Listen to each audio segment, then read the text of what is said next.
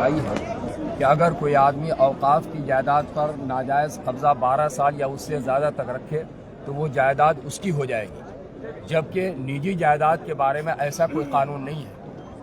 نجی جائیداد پر کوئی کتنا ہی سال قبضہ کیوں نہ کر لے، وہ جائیداد اس کی نہیں ہوتی ہے۔ تو آخر اوقاف کے بارے میں جو یہ قانون بنا دیا گیا کہ 12 سال یا اس سے زیادہ جس کا قبضہ ہوگا وہ اس کی جائیداد ہو جائے گی، گویا کہ اوقاف کی جائیدادوں پر قبضے کی راہ ہموار کرنا ہے کہ ناجائز طریقے پر اس کو قبضہ کرنا ہے۔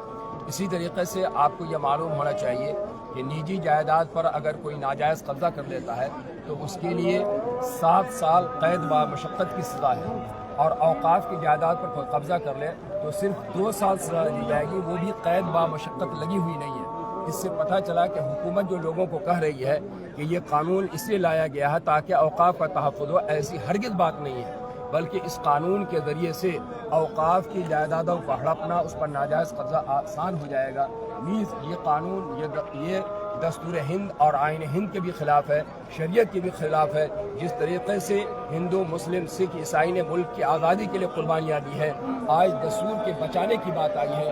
آج جو یہ بینر آپ دیکھ رہے ہیں یہ اوقاف بچاؤ اور دستور بچاؤ کا نعرہ ہم لوگ دے رہے ہیں، وہ اس لیے کہ جب ملک کی آزادی کے لیے ہم نے قربانی دی ہے تو اوقاف کے بچانے کے لیے بھی اور دستور کے بچانے کے لیے بھی ہم سب قربانی دینے کے لیے تیار ہیں، ہم اس سے پیچھے ہٹنے والے نہیں ہیں۔ اس لیے مرکزی حکومت سے اتنا بڑا مجمع یہ مطالبہ کر رہا ہے کہ مرکزی حکومت یہاں کے لوگوں کے درد کو سمجھے، یہاں کے باشعور طبقے کے لوگوں کی فکر مندی کو سمجھے اور اس کالے قانون کو، ظالمانہ قانون کو واپس لے لے۔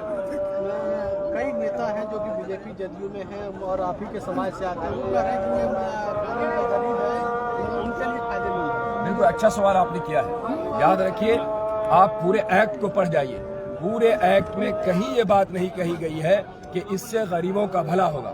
میں آپ کے چینل سے پوری دنیا کے لوگوں کو، خصوصاً ملک ہندوستان کے لوگوں کو یہ پیغام دینا چاہتا ہوں کہ آپ پورے ایکٹ کو پڑھیں۔ اس ایکٹ میں غریبوں کا کہیں کوئی فائدہ بتایا نہیں گیا۔ آپ کو میں یہ بتا دوں کہ اوقاف کے سلسلے میں جو ہدایت شریعت نے دی ہے، جو اسلام نے دی ہے، اس میں خود غریبوں کا فائدہ ہے۔ آپ غور کیجئے، مسجد میں نماز پڑھنے جاتے ہیں تو مالدار بھی جاتے ہیں، غریب بھی جاتے ہیں۔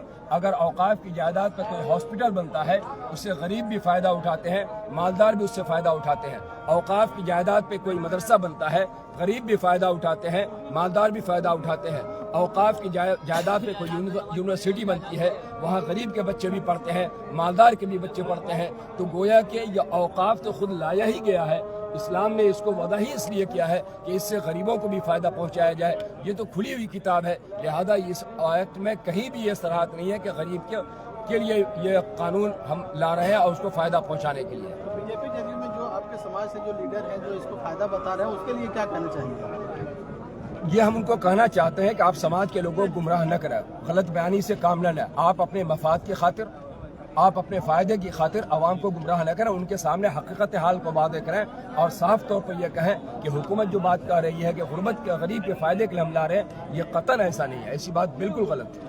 پہلگام میں جو گھٹنا ہوئی اس کو لے کر آپ کیا کہنا چاہتے ہیں اور اس کے بارے میں آپ کیا سوچتے ہیں؟ پہلگام میں جو حادثہ ہوا ہے، جو لوگ مارے گئے ہیں، جن لوگوں نے یہ حرکتیں کی ہیں، ہم اس کی سخت مذمت کرتے ہیں، بلکہ آج کا یہ احتجاجی اجلاس بھی اس میں پرزور مذمت کی جائے گی اس چیز کی کہ ہم جو لوگوں نے کیا ہے، ہم مطالبہ کرتے ہیں کہ اسے سخت سے سخت سزا دی جائے، اسے کیفر کردار تک اسے پہنچائے۔ ورتمان سرکار سے بھی ہم یہی کہنا چاہتے ہیں کہ جن لوگوں نے یہ ناپاک کام کیا ہے، غلط کام کیا ہے، وہ اس کو سخت سے سخت سزا دے، جو مجرم ہے، جو قصوروار ہیں، انہیں کیفر کردار تک پہنچائے۔ میرا نام مفتی محمد سعید الرحمان قاسمی، میں امارت شریعہ بہار، اڑیسہ، جھارکھنڈ، مغربی بنگال کا ایکٹنگ جنرل سیکرٹری ہوں۔